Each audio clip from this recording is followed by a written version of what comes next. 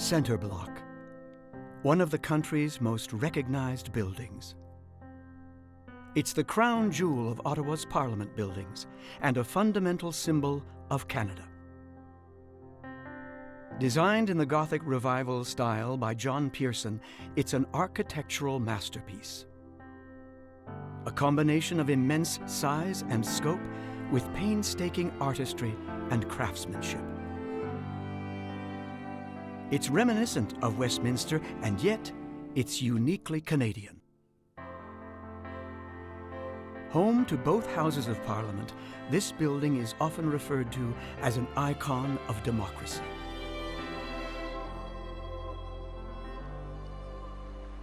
Now this historic building is closed, undergoing the largest and most complex heritage rehabilitation project ever undertaken in Canada.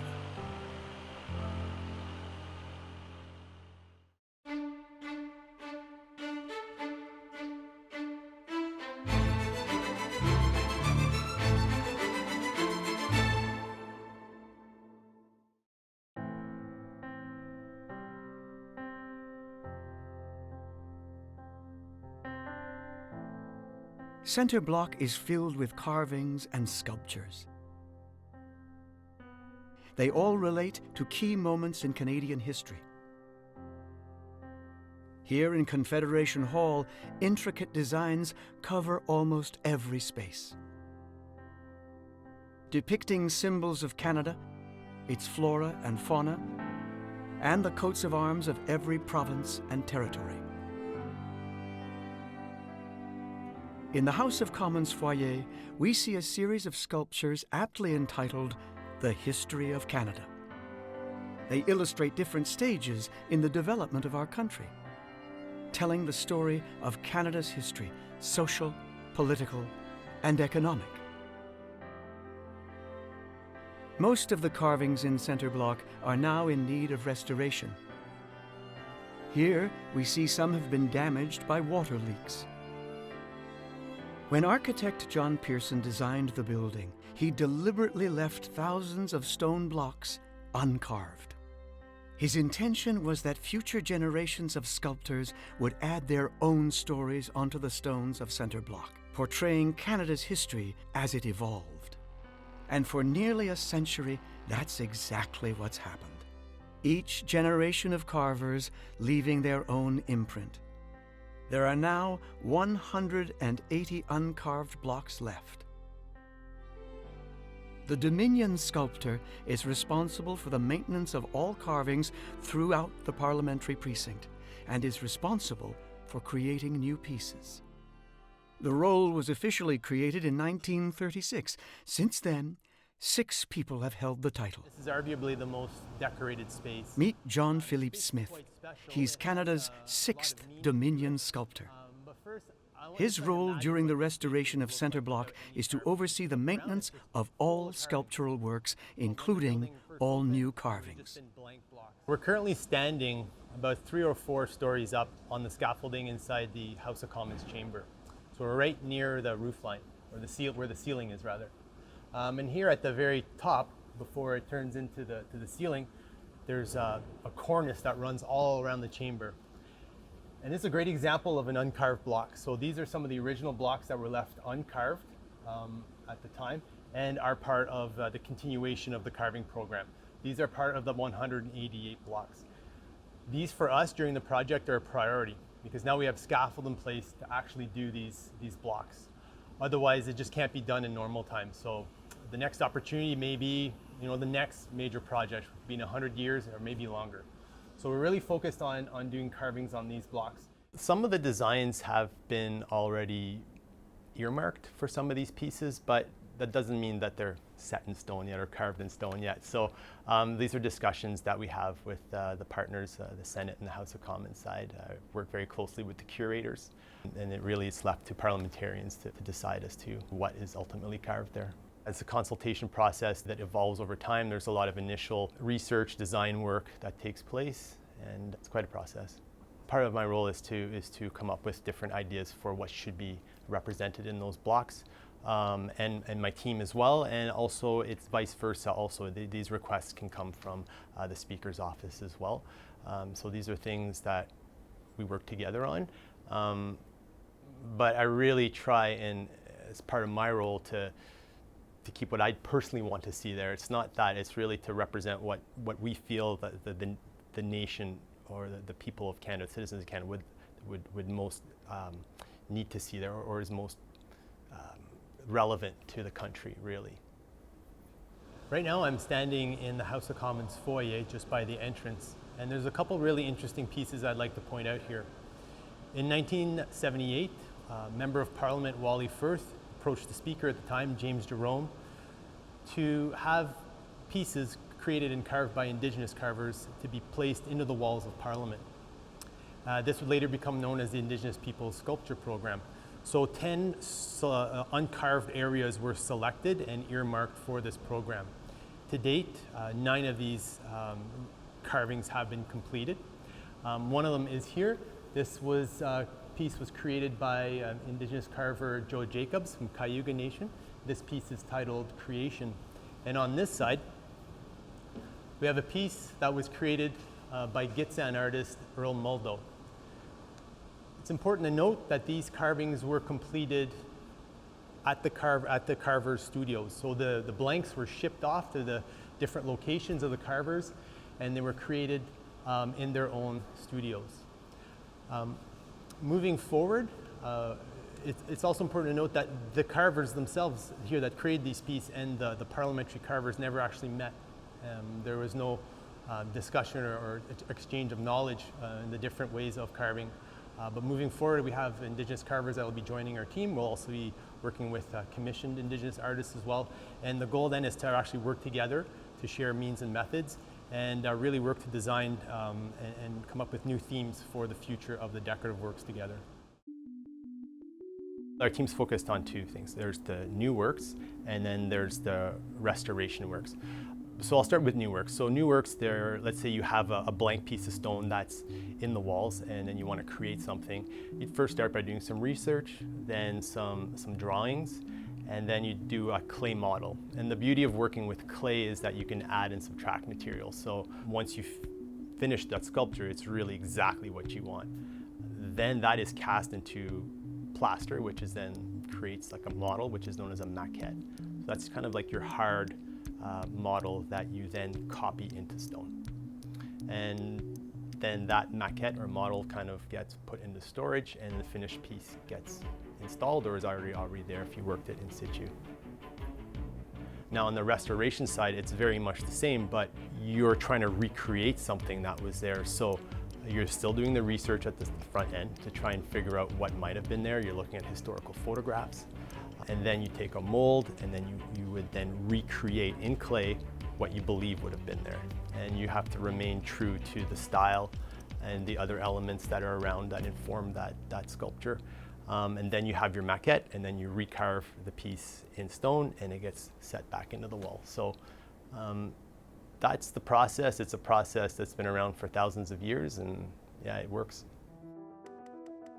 One of Jean-Philippe's predecessors was Eleanor Milne. She was Canada's 3rd Dominion sculptor and held the position for over 3 decades. She's very well known because she really did some of the more well-known series, the British North American Act series and the History of Canada series.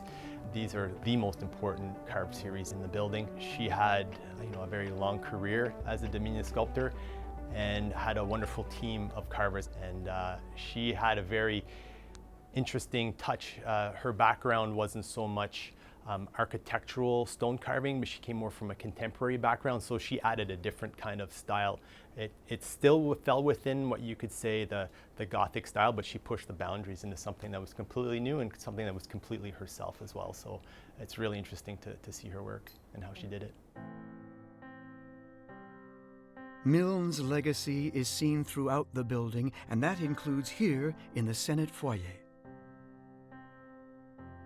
Jean-Philippe and his team are working on a new carving for this space, one to honor the late Queen Elizabeth II's 70-year reign. This piece came about obviously with the Queen's Platinum Jubilee, and we decided with consultations with the Senate to create a piece that would commemorate this monumentous occasion. And it was basically myself and the curator on the Senate side and the usher of the Black Rod. We walked through the space, and then we selected this keystone as being a really perfect place to create a decorative representation of that event. The first step was really looking at this keystone and trying to figure out what we could do within the space that it provided. Also, we had the Platinum Jubilee emblem that was created here in Canada for commemorating that occasion. So we know we wanted to include that into the piece and at the center of it. So that was good. We were partway there, but we felt that it needed something a little extra along the sides. And it was suggested from the Senate side that perhaps we could add some foliage, and Her Majesty's favorite flower was the lily of the valley.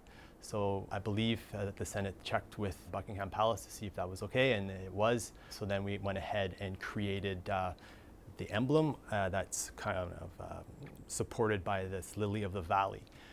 So with that, I did a drawing, and then it was approved, and I moved to actually sculpting it in clay, life size. It is bigger than obviously a lily of the valley. It's quite a small flower, but again, given its location, we wanted to make sure that it's really as legible as possible. And that's something that's really important when it comes to architectural sculpture, is legibility. So yeah, that's how it came about, and now we have a model, and we're hoping to start carving it fairly soon. Jean-Philippe and his team are also responsible for the repair and restoration of the stone carvings on the exterior walls of Center Block. Right now we're looking at the west facade of Center Block, and this facade is the one that really gets the brunt of the prevailing winds, and where we're finding that there's the most amount of deterioration when it comes to all kinds of masonry elements, and of course I'm looking at the sculptural elements, and we're seeing some missing elements, some elements that are getting some extensive deterioration. It's hard to tell what was there before. So if we look up, there's a small flying buttress here, and at the very top of at the front end of the buttress, there's a pinnacle that kind of goes up to a point, and that point, which is the finial, is completely missing. We don't really have any photographic evidence of what was there before. What we were able to do is go back to the original drawings from Pearson and see a design for a finial. So from that, we were able to create a model, and then we're going to actually replicate that and carve it in stone. And then once the scaffold is put up here, it'll be set back in place by the stonemasons. There's a number of elements along this facade here that are missing. There's some fleur-de-lis along all of these capstones. This pinnacle on the far side is particularly bad shape. There's a number of intricate carvings there that need to be replaced as well.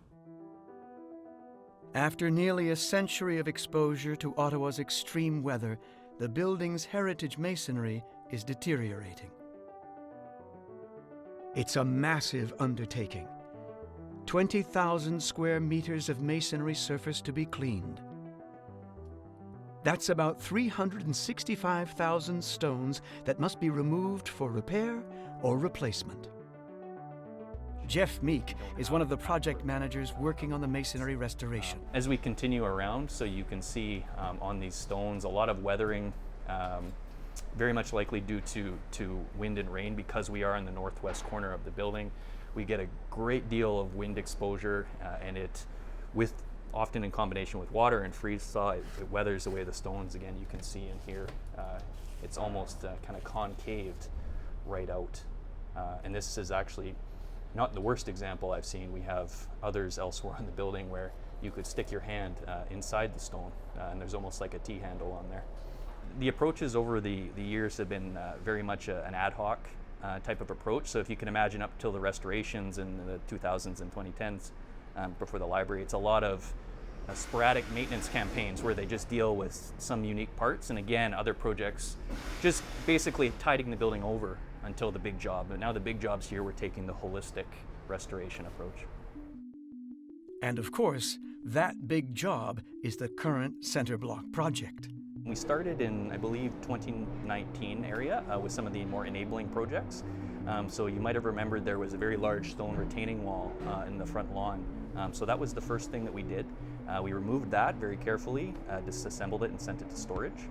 That allowed, among a number of other things, allowed us to mobilize the center block construction site, which led into a variety of, we call them preliminary works. One of those preliminary works was the masonry restoration of the north wall, which we're looking at right now. So the north wall started in, I believe it was circa 2020, and took just about a year and a half. So that's complete now, and as you can see here, the stones have all been cleaned, the mortar's been restored. And as we progress into the rest of the building, we're moving basically from the north to the east and the west and around to the south. So generally speaking, the masonry follows a pretty linear sequence. So when we arrive, it looks much different than this. The stones are quite dark. In some cases, you'll see the mortar is actually chipping and falling out of the wall. So the first step that we come and do is all of the joints are very carefully, it's called raked or kind of scraped out. So each of these joints here, you can see they look all nice and fresh now. They've all been raked out over the first couple months of the job. Then we advance into something unique about the center block is the structure has a number of steel components. So as we go across the wall, we expose, they're called the ends. So if you can imagine a beam that comes straight out of the building and terminates somewhere close to the end of the wall, we expose that, we check the condition of it, and then we clean and repair it if necessary, and we rebuild the wall around it. So again, that's not necessarily all buildings require this, but the center block in particular does. And then back to the traditional more masonry work, this is a very time-intensive process. In fact, on the north wall, there were about just over 20 kilometers of mortar joints that were raked and repointed. And again, that's representing the north wall, not the building as a whole. So it is a very, very large-scale project. And for this large-scale project, laser technology is being used, a 21st century solution for a medieval craft. At a very high level, it ablates, so it's like a heat essentially, and it's almost something out of sci-fi. It is a laser. We point at the building and essentially burn off the dirt. As with most of the work being done here, ensuring the building is restored to its historic look is integral to the project. And that includes the stonework. It's all about getting as close to the original as possible. So when we replace the stone, we generally try and use the same material if it's available. If not, we look for, rather our conservators look for material that is from the same geological deposit. So for the masonry in particular, the exterior masonry in particular, we have 3 stone types on the wall. So Borea, which is all of the decorative elements that you see, the band courses here, the window surrounds, the sculptures, and some of these kind of gable looking items up towards the end. That is sourced from Cleveland, Ohio, and is very similar to the material that was originally used to construct the building. The infill or the field stone, so all of these stones in between the decorative elements, so those are originally from a quarry in Nepean, Ontario. That quarry has long since closed, and we now use what's called St. Canute stone, which is from a quarry near Mirabel, Quebec, the St. Canute quarry, Les Pierres St. Canute. And it is very similar geologically to the stone, and again, aesthetically, it's almost the same. The other quarry, or the stone type that you don't see on this wall is Wallace. Wallace tends to be around some door surrounds. You see a lot more Wallace on the Peace Tower on the south. The Wallace is actually from the Wallace quarry still in Nova Scotia, when we have an agreement to purchase from them as well.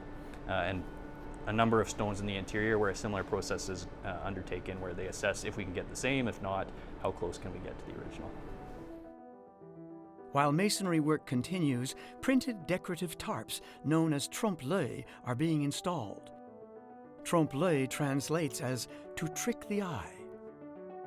So the idea, at least from a visitor experience perspective, is we have thousands of tourists that visit Parliament Hill each year.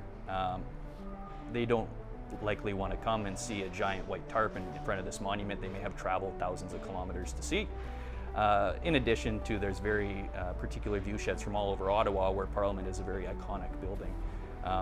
So the trompe-l'oeil is essentially a print or graphical representation of the wall behind it. So the idea when you look at it is that you're essentially looking at the same wall. And right now you'll notice it is only on the north, and that's because we only have scaffold on the north. So as we continue around the building, this trompe-l'oeil will follow the scaffold. These decorative tarps serve many purposes. They also protect workers from extreme weather conditions, ensuring work can continue through all seasons. The tarping on the scaffold serves a couple purposes. One is with restoring the wall, we generate a lot of dust.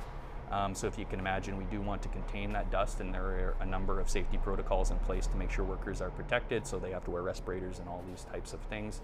It's also critical for the work itself. So if you can imagine mixing mortar, which is essentially like a cement, it has to cure in very particular climate conditions, so specific temperatures and humidities. Without the tarp on the building, we can't achieve those temperatures. It would vary too much, and it would very much restrict our work hours. So the trompe-l'oeil and the tarp itself allows us to moderate the climate within the scaffold and essentially ensure continuous work.